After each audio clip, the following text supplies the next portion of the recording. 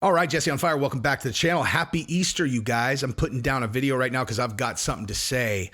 Now, this video, we're going to talk about Ali Abdelaziz, Kamaru Usman, Conor McGregor, Leon Edwards, Dana White, the organization overall, Chael Sonnen. There's a lot of moving parts to this story because what we're going to talk about is Conor McGregor potentially, or even likely, getting a fight against Kamaru Usman in August. Now, the reason I could say likely is because Chael just said that on his channel. He said, Conor, come back August, potentially against Kamaru Usman. Now, of course, Chael is a talking head on YouTube like anyone else, except not like anyone else. Because Chael is the one guy who has direct access to the UFC. And unless I'm terrible at reading the room, which is impossible, he's in contact with it. He's essentially he's on the team, right? So he doesn't just throw things out willy-nilly, right? Like if he says, oh no, don't make that fight, there's a reason, okay? And if he says Conor coming back in August against Kamaru Usman, okay, that's on the table. You can bet your life on that is certainly on the table. And I think that there's a reason for that has to do with Ali Abdelaziz and Kamaru, even more than, look, there's always going to be a component of Conor wants that fight. Conor is a huge draw. If he points at a guy who says, yeah, I'll fight him, and it's a huge fight, there's a high likelihood that fight gets made, right? If everybody involved wants to do it. So, of course, we're not this is not going to be this is a one-way street. But on the side of strategy, on the side of creating the right circumstances to where you might be able to secure the biggest money fight in the game, I am going to hypothesize about something Ali and Kamaru have been working on for the last, however, 3-4 months that might have contributed to this directly. And the way I'm looking at it, if they pull off this Conor fight, I can't view what they did as anything other than strategy, right? I can't see it any other way than that this was strategy, and fucking brilliant strategy if I'm right. So before I get into that, if you like the content, subscribe and ring the bell. If you like this video or if you like any of my videos, I would highly encourage you go over to Jesse on Everything because I just did a vicious video today. This video is going to be good. Not even going to hold a candle to the one that I put on Jesse on Everything today. It's about Elon Musk, Twitter, Jack Dorsey, and conspiracy. Uncovered conspiracies. You'll love it, dude. If you haven't ever watched Jesse on Everything, trust me, it's a better channel. You guys will love it. Watch the Elon Musk one. So anyway, also, dude, if you guys can comment, and share this video, that would be amazing. I nuked myself with the YouTube algorithm for a couple different reasons that I don't need to get into. They're my own fault. I'm still learning, dude. I'm still making mistakes that end up costing me on YouTube. I don't make the same mistakes twice. But yeah, I need to re-trigger the algorithm now. It's very frustrating. But anyway, so let's get into this thing. Okay. So here's the deal. Like I said, when Conor calls for a fight, and it's a big fight, a potential big fight, that is obviously step number one, or at the very least, it's a big part of a Conor McGregor matchup that needs to happen, right? He needs to be down to fight the person, and the more he talks about it, the better, and the larger the grandiose nature of the fight, the better, okay? Now, Conor coming back at 170 and fighting against Kamaru Usman for a title shot, okay, that is the most grandiose fight that you can have right now for Conor, okay? Now, I do think that would have been different if Dustin would have done what I said he should have done, which is during the build-up to the Oliveira fight, he doesn't need to make it about Conor, but when he talked about Conor, made it crystal clear that that's never over, that Conor crossed the line, that he's going to finish that problem when he needs to, or whenever he gets the chance, and then after the fight, whether he won or lost, make it about Conor blood feud. Conor talked about his wife, all that stuff, because then people are going to be like, man, that fourth Dustin fight is going to be bananas. Okay. If Dustin would have done that, then that would have been the fight, but he didn't, right? He did the thing that he does, right? He's just about the fights, man. It's like acid in his mouth doing the pretend game, it doesn't come naturally to some people is all I'll say. So but aside from what could have been that fight, potentially a Nate Diaz 3 fight, the Kamaru Usman fight is without a doubt the biggest fight out there for him, with an active fighter. Obviously Khabib comes back, that's the biggest fight in history. But the Kamaru Usman fight, given that if Conor did win, he'd win a third belt. He would be the first fighter to ever win belts in 3 weight classes. Okay, that story in and of itself sells the fight. Okay, now I get it. I understand. You look at 170 and you're like, dude, you have Leon Edwards. Okay, you've got Colby Covington, Leon Edwards, you got Hamzat, you've got Gilbert Burns, you've got Bilal Muhammad, you have guys that are way positioned. Like if the business really ran like a sport, and how you get title shots should be based on merit, wins and losses, etc., then of course it would be patently absurd for a fighter who has lost multiple fights in a row at 155 to just jump the line and go directly into a title shot. Like, of course, that would be ludicrous. But again, for the 100th time, if you think that's how it works, you are watching a different show than the one that's actually on, okay? This is a business. It's show business. Conor's the biggest draw, and so if he calls for the biggest fight, he can get it, plain and simple. And it actually makes more sense at 70 than it does at 55, because at 55, he lost 2 fights. He's lost his fights at 55. At 70, he hasn't. Now, obviously, a smart person would go, dude, his 170-pound victories were over Cowboy, who's 155 pounds, and Nate Diaz, who at the time had recently gone up to 170 from 55. Like, he beat 55ers at 70. Okay, that's true. But guess what? Does it matter? Does it matter as it relates to like how many pay-per-views he's going to sell? Is there a single person that's not going to buy the fight because they're like, you know what? I was going to buy the fight, but then I realized Conor was completely undeserving of the title shot, and I'm not watching it. I'm not doing it, man. I'm not supporting this bullshit. Yeah, fucking right. Everyone's buying it. Everyone's buying it, okay? And so if everyone's going to buy the pay-per-view, and Conor wants that fight because Conor is wired for history. He's wired for glory. He's wired to be like, he wants to go in the history books, Like that's what he's about. Like he wants to stamp his name in the history books. He's about legacy. And so if that's the fight that he wants, you want to know who else probably wants that fight? Fucking Kamaru and Ali Abdelaziz. Like, hello. Obviously they want that fight. That's the biggest money there is out there. And so now we come to the part that I alluded to, which is the strategy and whether or not these guys were playing 4D chess, which would be so impressive and far from impossible and almost probably likely. All they would have had to do is know that there's going to be a Conor fight, to play their hand the way that they did. And now things that didn't make sense to me before are starting to make sense, right? So here's the deal. So you remember a few months ago when Ali was trying to do the Israel Adesanya and Kamaru fight? And Izzy's all, what is happening? Like, why is he trying to make this fight? Remember that? And I said, I'm like, it seems, I don't know. Like, I was like, it seems kind of bizarre. Like, I couldn't make heads or tails of it. It was like, I don't know. Like, it feels like maybe Kamaru is just having Ali like floated out there to see if Izzy would do it for a big money fight.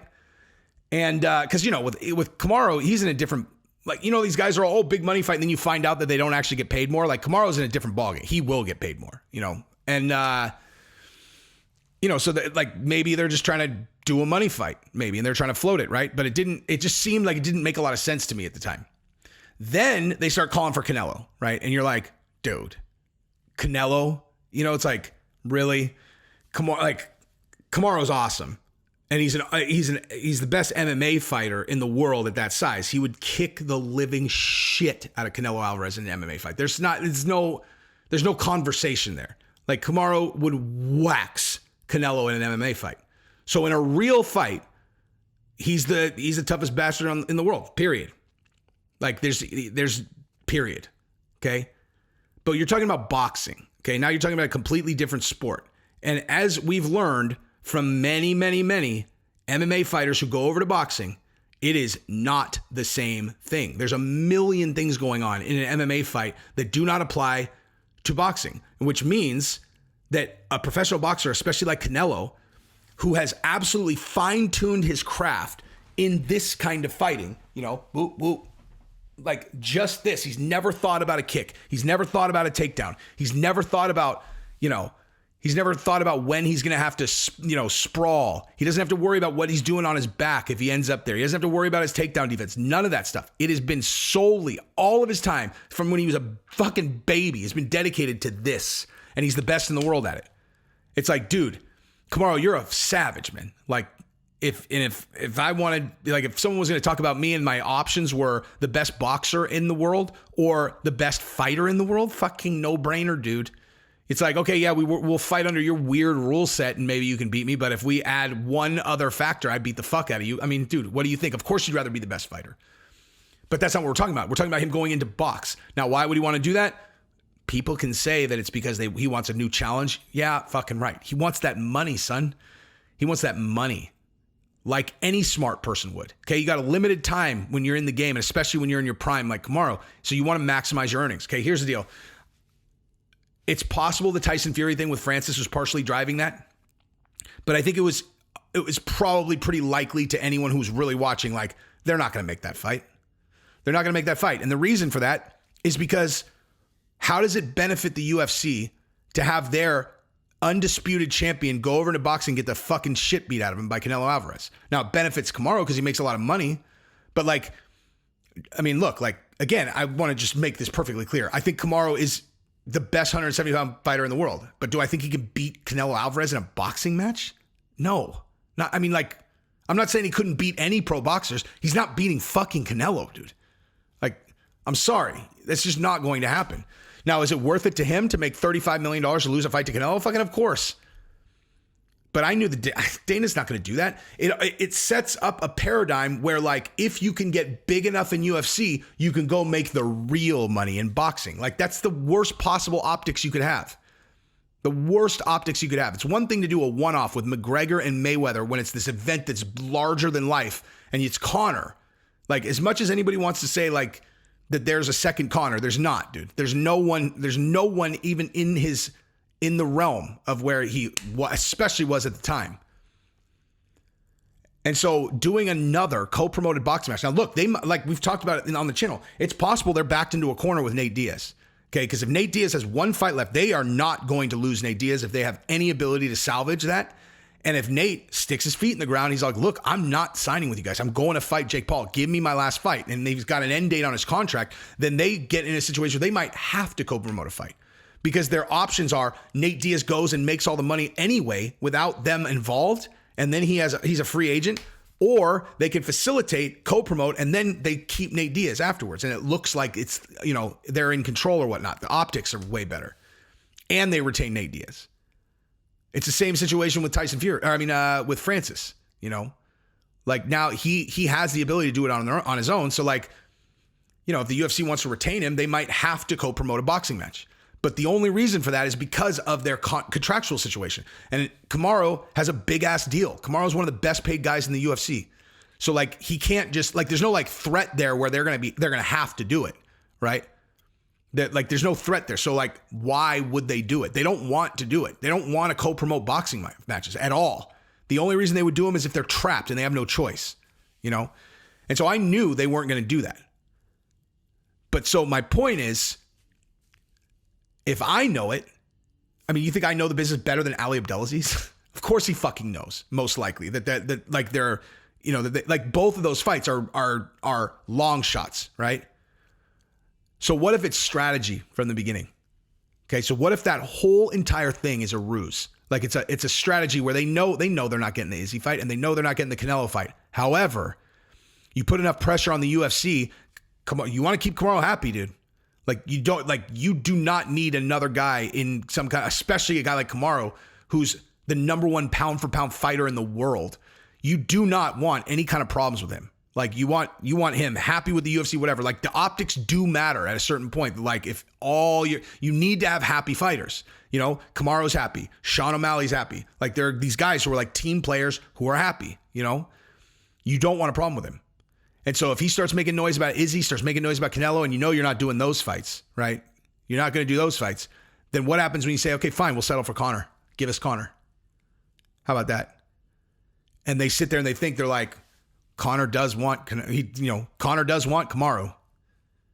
Man, that would be a blockbuster fight. And Kamaru's like, yeah, or we could do Canelo, or I could start making noise, or I could start getting nasty, And Ali, like we've talked about, he always has the ability to get nasty, man. If he wanted to, like he plays nice because, they've got a good relationship. But like, if he wants to make it ugly with the UFC, he can.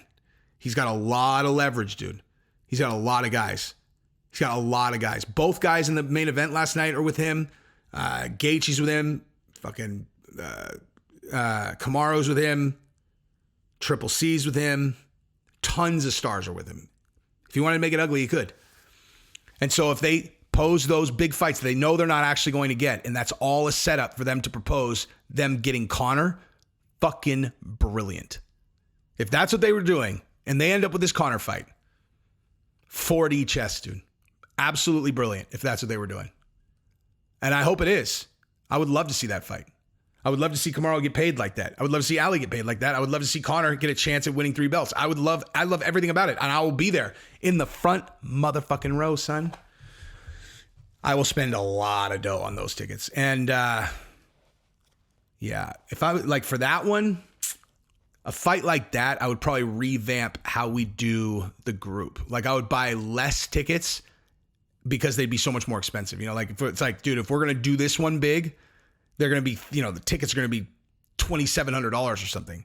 And not a lot of people can afford that. So I would do less, you know, it'd be like a total of like 6 people or something. Anyway, neither here nor there, but, actually, yeah, let me know in the comments if you'd be up for that. Like for the Conor fight, like the big Conor fight, if we were going to make the tickets like $2,500 or $3,000 and they were going to be top notch to that fight, if you guys would go. Because I'm in like Flynn, son. In like Flynn. Anyway, so that's pretty much what I got. If they're playing 4D chess, absolutely brilliant.